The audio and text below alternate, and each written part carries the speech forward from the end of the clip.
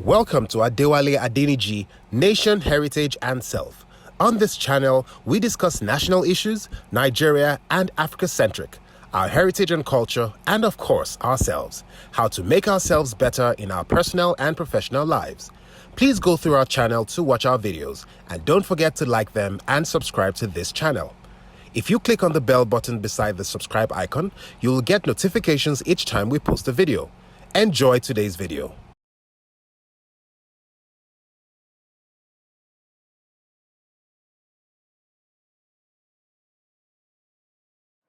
Hello there again, friends.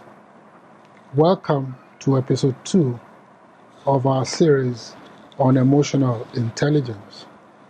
In episode 1, you would remember that I tried to define what emotions are. I also mentioned that there was a controversy as to whether science will take emotions as a serious study area, and that the work of Antonio DiMaggio and his wife Anna DiMaggio put an end to that. If I ran ahead of myself in that first episode, I put it down to excitement. Because in this episode, what I should like to do is to try and trace the evolution of the study of emotion as a distinct field of psychology. And I would like to rely on two individuals. The first one I had introduced to you in episode 1 out of my excitement, Antonio DiMaggio. And the second one is William James.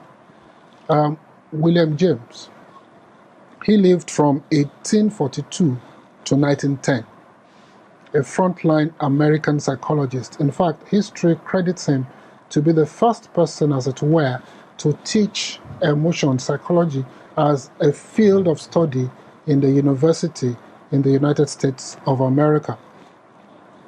He had two seminal works, many works, but two regarded as seminal. The first one is called the James, the second one is called the Jimmy. Now, both are on the same topic, but one is more extensive than the other, the James being more comprehensive than the Jimmy, that is just a concise version of his work.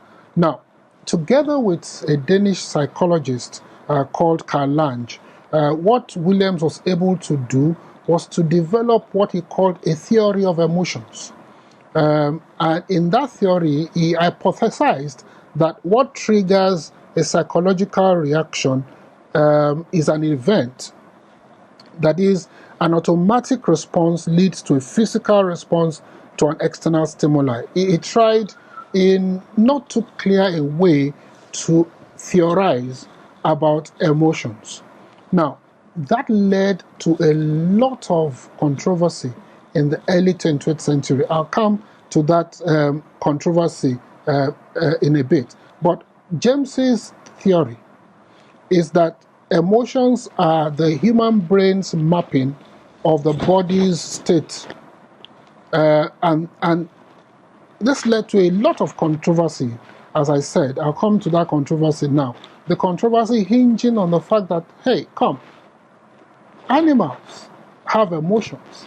Are we saying that their brain is also capable of mapping their reaction in such a way as you have defined? So there was no positive conclusion, but it remains seminal, the work that James did in trying to, for the first time, concretize ideas of emotions, linking it to the brain. So it was a good way to start. But like I said, the controversies kept going up and down, and it left work in that field in a fluid state. So out of the ashes of the controversy that Williams's work wrought came the great work of Antonio DiMaggio. Now, Antonio DiMaggio was born in 1944, and as of 2020, when I'm recording this, he's still alive, still carrying out a great work. He's a Portuguese-American, and he's been practicing neuroscience,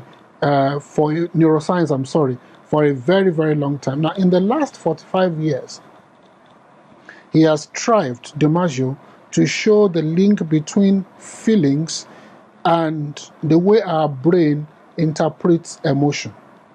It wasn't something that was quite defined. Don't forget that all that James did was to come up with a theory of emotion which was based on hypothesis and what he called brain mapping, which was quite novel and for which there was no unanimous opinion as to its viability because of what I had discussed. Now, the theory of DiMaggio is such that feelings are what would arise in a human being when our brain interprets emotions. And he says emotions themselves are physical signals of the human body responding to external stimuli. Now, that was very unique. That was very fundamental in the way it was understood, and I will show you shortly why it was unique.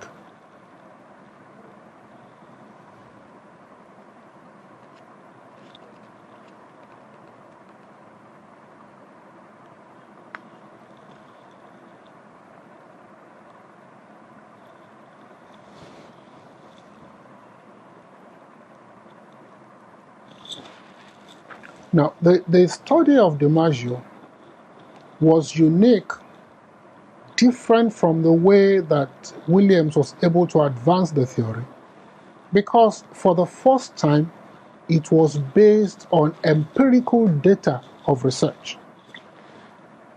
Now, the way DiMaggio treated or advanced the theory was because he had empirical proof based on scientific research that links feelings to the way the brain interprets them, and also because it says and it proved that it's a reaction of the human body to external stimuli.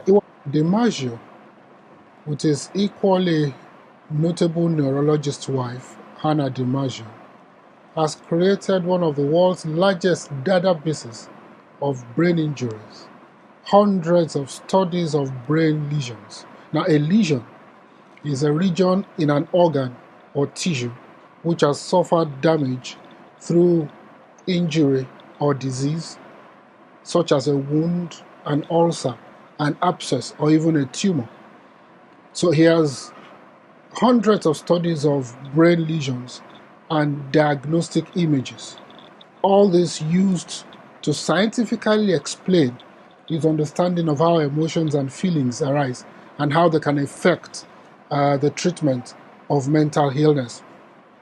DiMaggio also researched the role emotions play in decision-making processes and in our self-image, which is very, very crucial and critical for us in understanding emotional intelligence and why we really need to use it to advance ourselves. So in a nutshell, by his findings, emotions are complex reactions of the human body to stimuli. Let me explain that with an example. When we, for example, are afraid, when we are afraid of something or someone, or when we come across a situation that is frightening, the human heart begins to race. Our mouths become dry and our muscles contract. This emotional reaction, according to DiMaggio, happens or occurs automatically and unconsciously. The feeling occurs after our brain becomes aware of such physical changes in our body. Only then do we experience fear. So DiMaggio concludes that feelings are formed by our emotions. The same way a person will feel sad, for example, as a result of maybe anger. His work has successfully blunted the initial controversy that attended William James's pioneering work, that because animals too have emotions, then perhaps it is not so unique an area of serious scientific study. DiMaggio's route was to show that since human beings have language and reasoning capacity, for example, creativity, which animals lack, studying emotions was a viable research minefield, and this is what he has successfully done in the last 45 years. Unlike animals, human beings have conscious sense of self. We know who we are, for instance, and what we want to become. And for the most time, we design how to get to where we want to be as human beings. This is something that is crucially lacking in animals. So this set is research, his studies, apart from that led to the criticism of Williams's work. So this allows humans to connect fundamental processes of life regulation, like feelings, like emotions, we're able to connect this fundamental process of life regulation to our reasoning facilities so that we can create a new world around us. In fact, DiMaggio insists that this is the reason why in the last century or so, man's greatest creative works had come about. We've been able to create so many works of art. We've been able to create musical renditions that would last for ages to come. So he's saying that it's because we have the ability to connect these two together is why we've been able to achieve this. In our next episode, I will endeavor to lay a foundation that connects this new scientific reality to the main topic of this series, which is emotional intelligence. That episode will be a brief explanation of life regulation that I mentioned a few minutes ago. So I would encourage you to join me there. Meanwhile, keep your comments and questions coming. There are some questions that we've been able to respond to, and there are others that we are working on that we'll respond to shortly. But keep the comments and the questions coming. Our social media platforms will be on the screen shortly. You should see them across your screen shortly. So if you've enjoyed this episode, please take time to like the video, and also please take time to like this channel. If you are listening to it as a podcast, likewise, please like the podcast and also like the channel of the podcast. Till I come your way the next time, I remain Adewale Adeniji. Keep excelling. We love you. Take care of yourself.